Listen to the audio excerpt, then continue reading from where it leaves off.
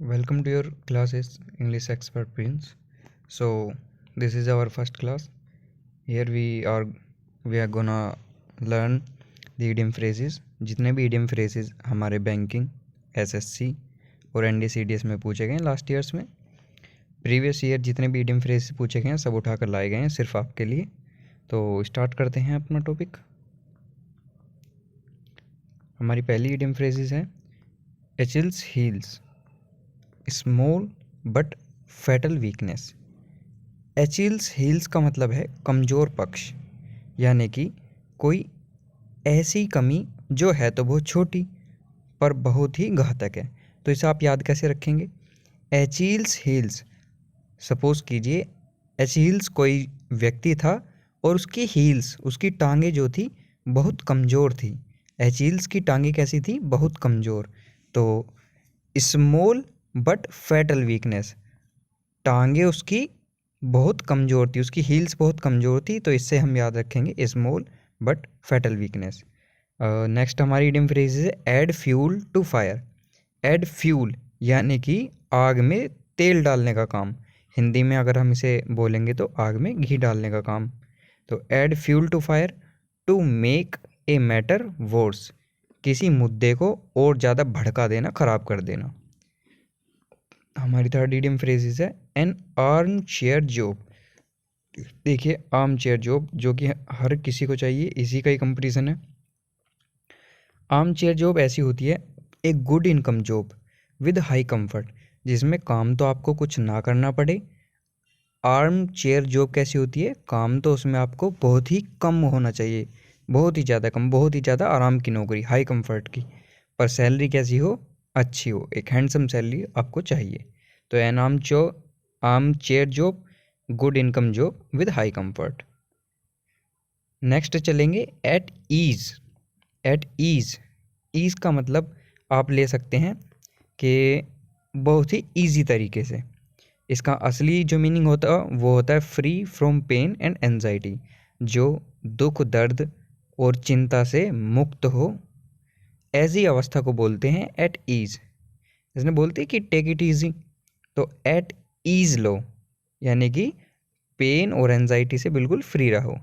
Eight ease यानी कि free from pain and anxiety. हमारी नेक्स्ट जो है इडियम फ्रेजेस ये है एट डैगर्स डॉन। तो एट डैगर्स डॉन इसका मतलब होता है ओपन एनमिटी। अब ये क्या है भैया? ओपन एनमिटी होती है हमारी शत्रुता, यानी कि कट्टर दुश्मनी।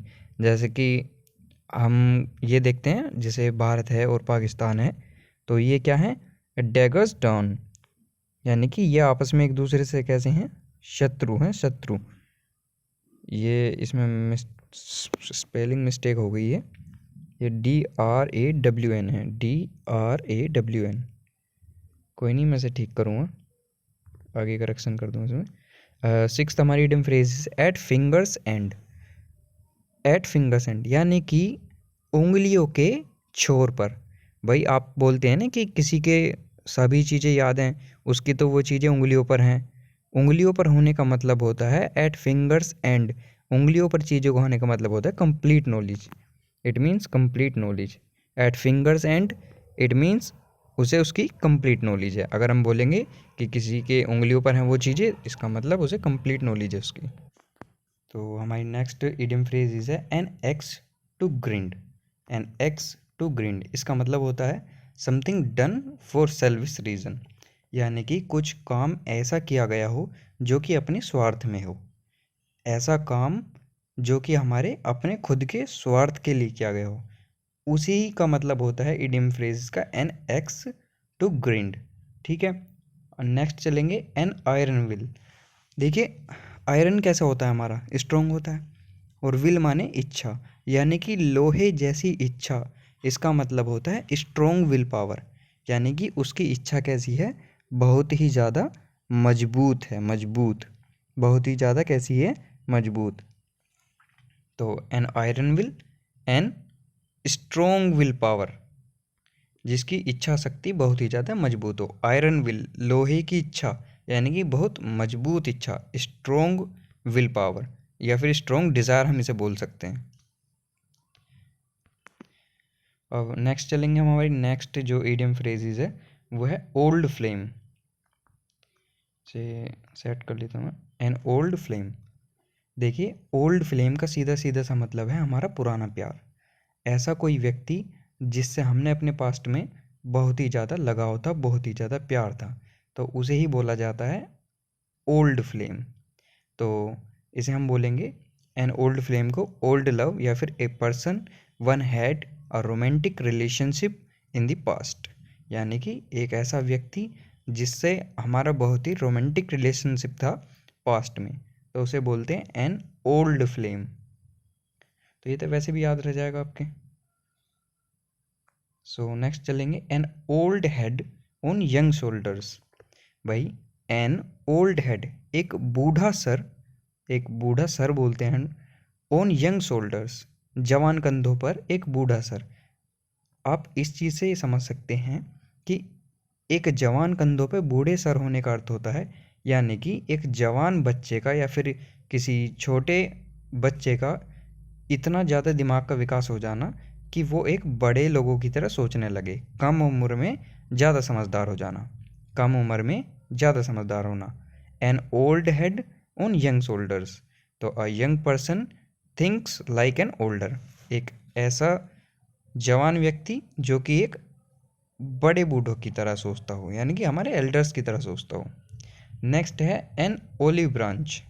भाई ओलिव ब्रांच, ओलिव हमारा जो फ्रूट होता है, इसे हम ज़्यादातर एज अ पीस हम डिनोट करते हैं इसे। अभी हमें यहाँ सीधा सीधा इडियम फ्रेजेस याद करनी है, तो कैसे करेंगे, एन ओलिव ब्रांच, ओलिव की ब्रांच का मतलब होता है पीस रिक्वेस्ट।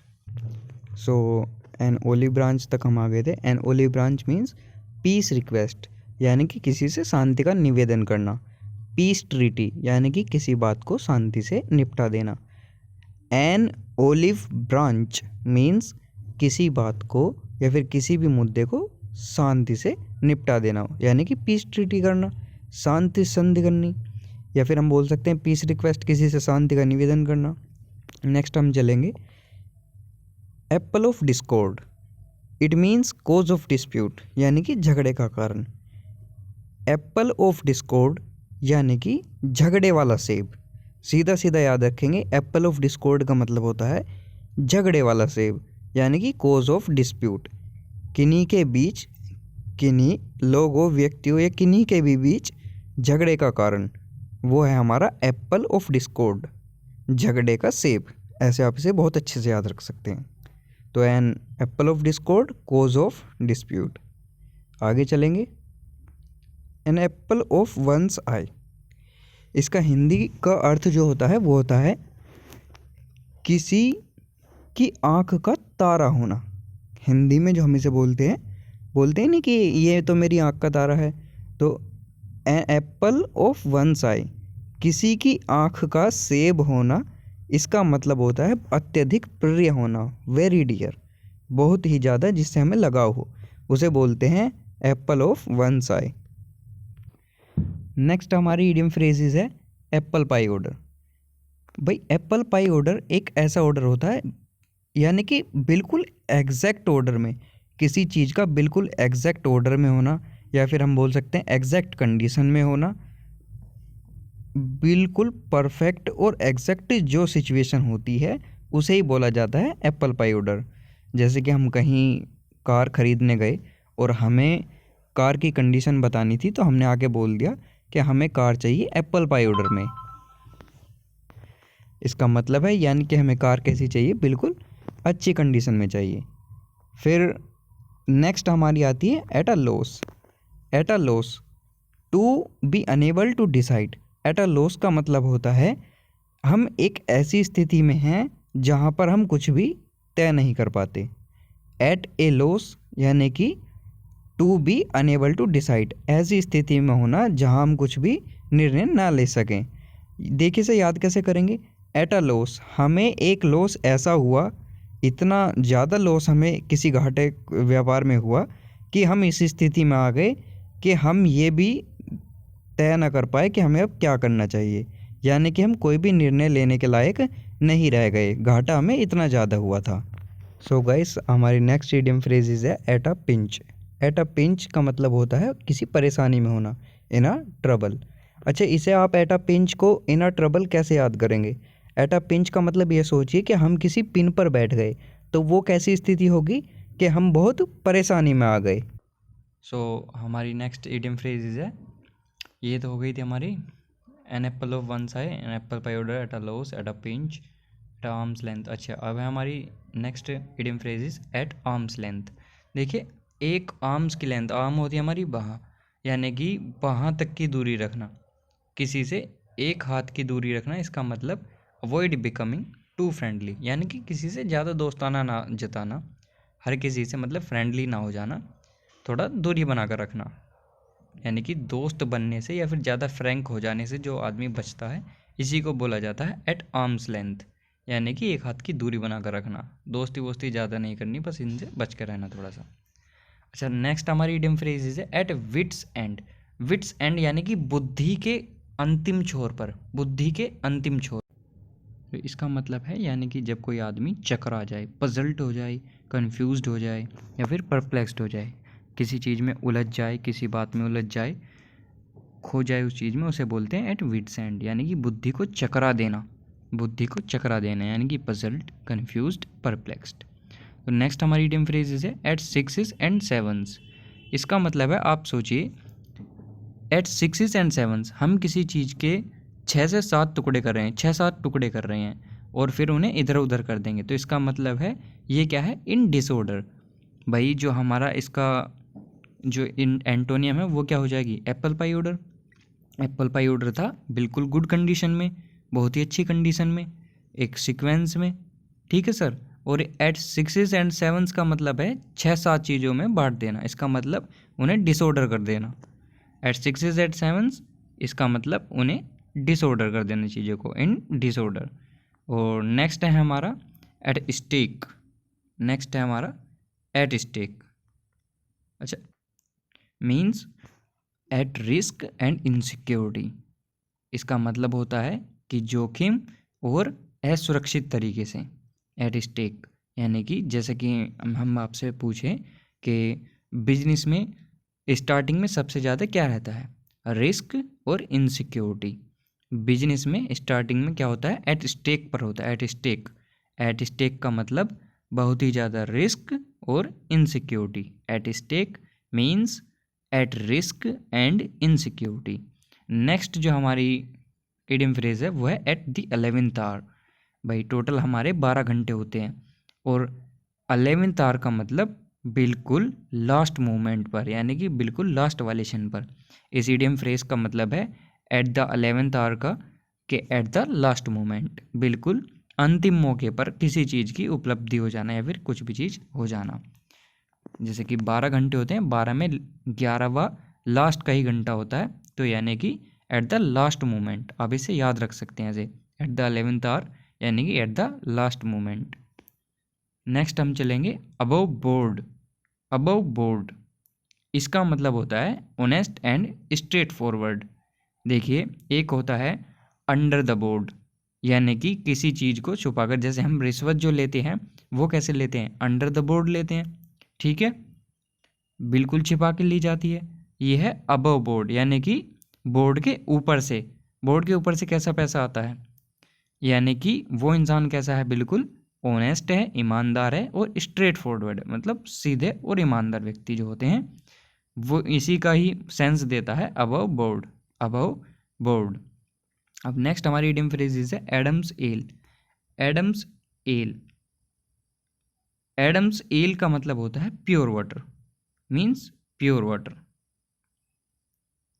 ये हमारी एडम्स एल यानी कि प्योर वाटर। अच्छा, अब 24 पर चलेंगे। Add new feather one's cap. Add new feather one's cap. अब इसका मतलब आप ऐसे समझिए, अपनी कोई एक, वंस का मतलब होता है कोई भी इंसान, समवन, ठीक है सर, समवन, यानी कि कोई अपनी कैप में एक नया फैदर ऐड करता है, एक नया फैदर ऐड करता है, तो इसका मतलब क्या है, to acquire a new honour और डिस्टिंक्शन। तो इसका मतलब है यानी कि कोई नई उपलब्धि या फिर कोई नया सम्मान प्राप्त कर लेना। Add new feather one's cap, यानी कि अपनी टोपी में एक न्यू फेदर ऐड करना, इसका मतलब है एक नई उपलब्धि या फिर नया सम्मान प्राप्त करना। अच्छा, नेक्स्ट जो हमारी है वो है add insult to injury. Add insult to injury, इसका मतलब होता है हमारी हिंदी भाषा में जले पर नमक छिड़कना, यानी कि to harm as well as humiliate, यानी कि जले पर नमक छिड़कना। इसका मतलब होता है कि एक तो घाव पहले से ही है और ऊपर से आप उसे क्या करें, इंसल्ट करें और उसके ज़्यादा एंगर को बढ़ाएं। ठीक है, एड इंसल्ट टू इंजरी, इसका मतलब to harm as well as humiliate. याद हो जाएगा, इजी है, जले पर नमक छिड़कना। नेक्स्ट है आफ्टर वंस अनहर्ट, इसका मतलब है सिमिलर टू यू, यानी कि आपके ही जैसा कोई भी। आफ्टर वंस अनहर्ट का मतलब है आपके ही जैसा। ये इडियम फ्रेज मोस्ट इंपॉर्टेंट है, कई बार रिपीटेड है ये। आफ्टर वंस अनहर्ट यानी कि सिमिलर टू यू, आपके ही जैसा। और नेक्स्ट है हमारी idiom phrases an eyewash. An eyewash, eyewash का क्या मतलब है?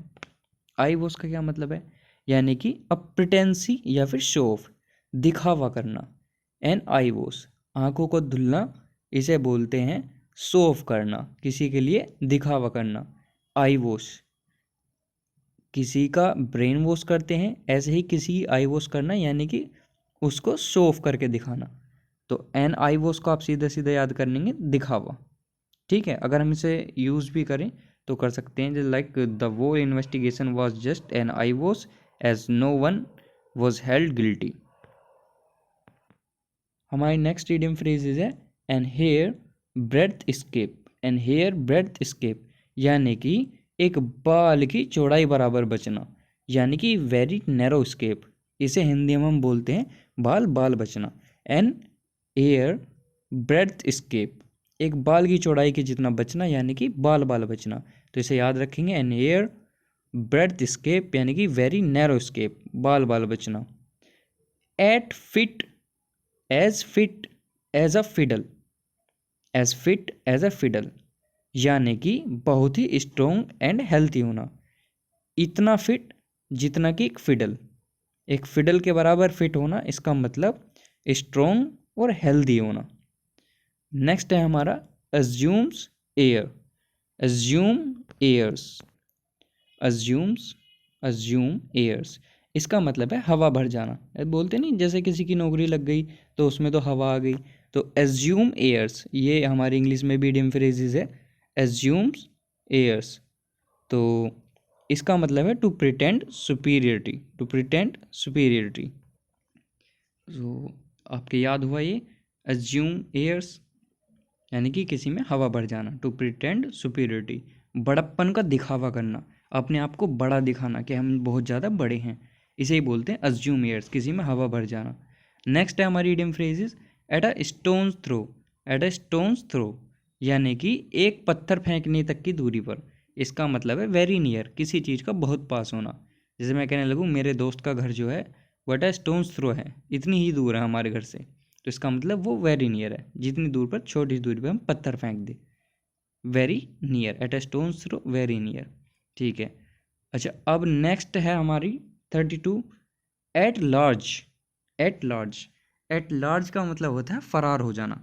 एट लार्ज का मतलब है फरार हो जाना, यानी कि इलीगली एब्सकॉन्डिंग, यानी कि हम जो है इलीगल तौर पर फरार हैं, यानी कि पुलिस से बचकर या फिर कानून की गिरफ्त से दूर हैं हम, या फिर कोर्ट केसेस से हम दूर हैं। इन चीज़ों से बचकर भागना, एक तो होता है अवॉइड करना, वो चीज़ अलग है, पर आप पर केस है और पुलिस आपके पीछे है और आप उस समय पर फरार हैं, उस समय पर फरार है, यानी कि पुलिस के हाथ नहीं आ पा रहे, उसे ही बोलते हैं एट लार्ज एब्सकॉन्डिंग।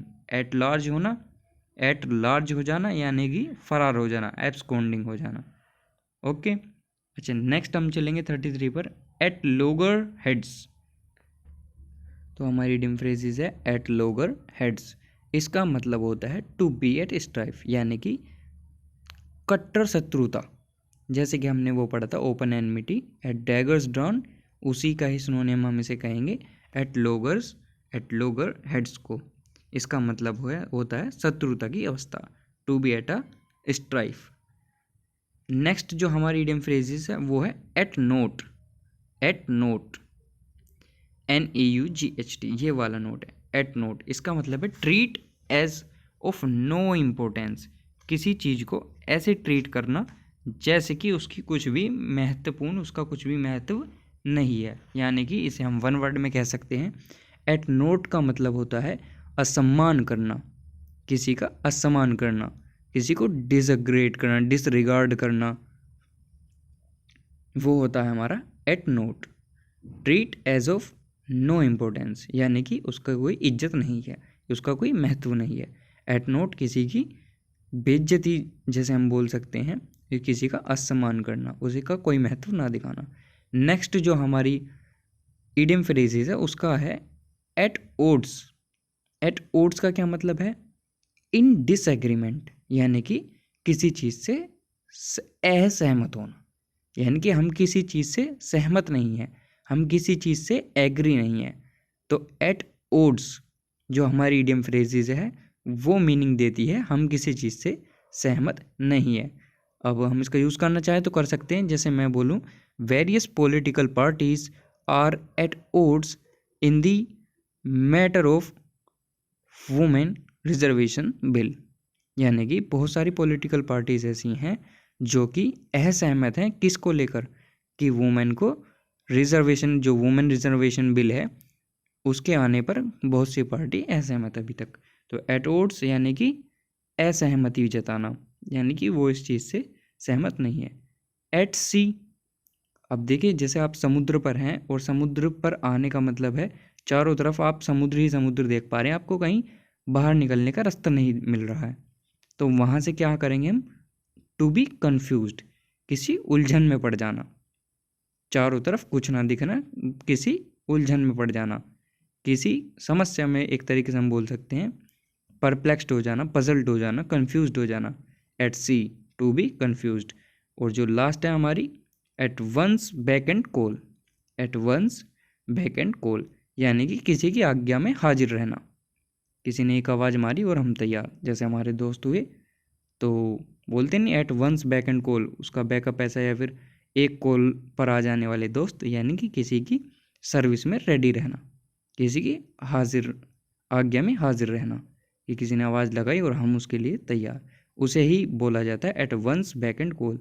किसी की एक कॉल पर हम जो तैयार रहते हैं उसे बोलते हैं एट सर्विस, यानी कि किसी की एक आज्ञा में हाजिर रहना। तो ये हमारे सभी इडियम फ्रेजेस थे, मोस्ट इंपॉर्टेंट है, बार बार पूछे जाने वाले हैं। एक ऐसा भी होगी, नेक्स्ट वीडियो में बी से स्टार्ट होने वाले सारे कवर कर लेंगे जितने भी होंगे। मोस्ट इम्पोर्टेंट यही है, इनसे अलग जो भी आपको एग्ज़ाम में मिलेंगे वो द हिंदू एडिटोरियल से उठाए गए होते हैं, वहाँ से मिलेंगे, उनका एनालाइज हम बाद में करेंगे। पहले जो ऑलरेडी एग्ज़ाम में आ चुके हैं उन्हीं सभी को पहले हम कवर करेंगे। ये हमारे आज के इस, आप स्क्रीनशॉट ले लेना, अच्छे से नोट्स बनाएं।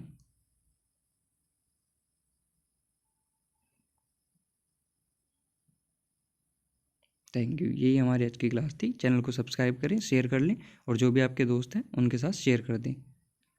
और अगर वीडियो पसंद आई है तो लाइक करें, याद ज़रूर कर लें।